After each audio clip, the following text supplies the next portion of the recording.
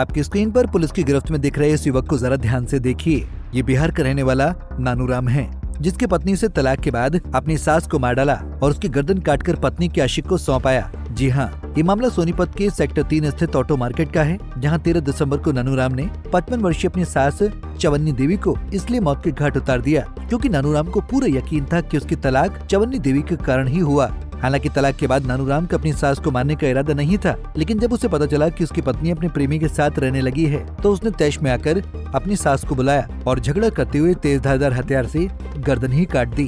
ये 13 तारीख को हमें सूचना मिली थी कि सेक्टर 3 में एक बुजुर्ग लेडी की हत्या कर दी गई थी। तो मौके पर जाकर देखा तो मौके पे बुजुर्ग महिला की हत्या कर दी गई थी, इसमें गर्दन कटी हुई थी। जो उसकी इन्वेस्टिगेशन के लिए हमने फर्ज कर दी गई है, जो आज मैंने और मुख्य आरोपी को अरेस्ट कर लिया गया है।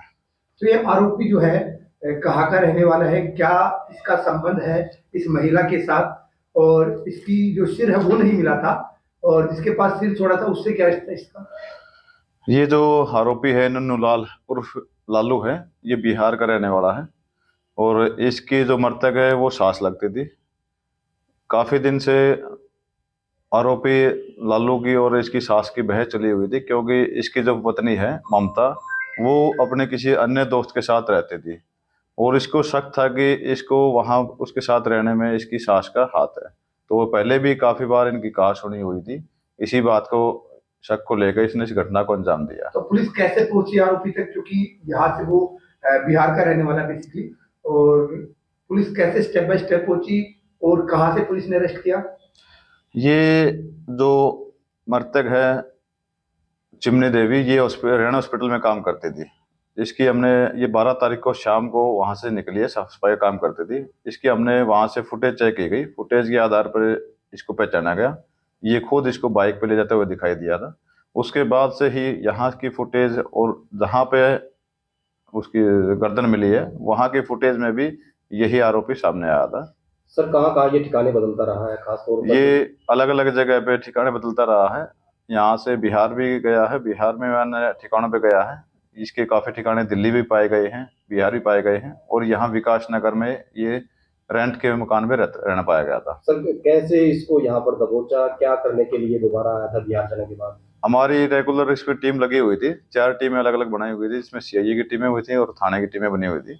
तो सभी टीमें इसका पीछा कर रही थी। तो काफी बिहार भी गया है, बिहार में मैंने इसका पीछा किया हुआ है। तो ये यहाँ से विकास नगर से हमने इसको अरेस्ट किया गया। अब कोर्ट में पेश किया है तो करेंगे? आज हम कोर्ट में पेश करेंगे, इसका पुलिस रिमांड लेंगे। इसने हत्या कैसे की थी, कहाँ लेकर घटनाक्रम क्या था सर? ये यहाँ से जो घटना का अंजाम देकर इसने एक बैग में चौहान जोशी है बालगढ़ के पास में, वहां पे इसकी पत्नी ममता रहती थी, उसका दोस्त था सौरव, उसके मकान पे, किराए के मकान पे इसने उस बैग को डालकर वहां उनको रखे थे। आरोपी नानूराम इतना शातिर है कि पुलिस को उसे पकड़ने में करीब 10 दिन का समय लग गया। अपनी सास को मौत के घाट उतारने के बाद आरोपी लगातार ठिकाने बदल रहा था। सोनीपत से पहले वो दिल्ली भागा और बाद में बिहार चला गया और वहाँ भी लगातार ठिकाने बदलता रहा। लेकिन कुछ दिनों बाद नानूराम अपना सामान लेने के लिए जब सोनीपत लौटा तो पुलिस को भनक लग गई और उसे विकास नगर से गिरफ्तार कर लिया गया।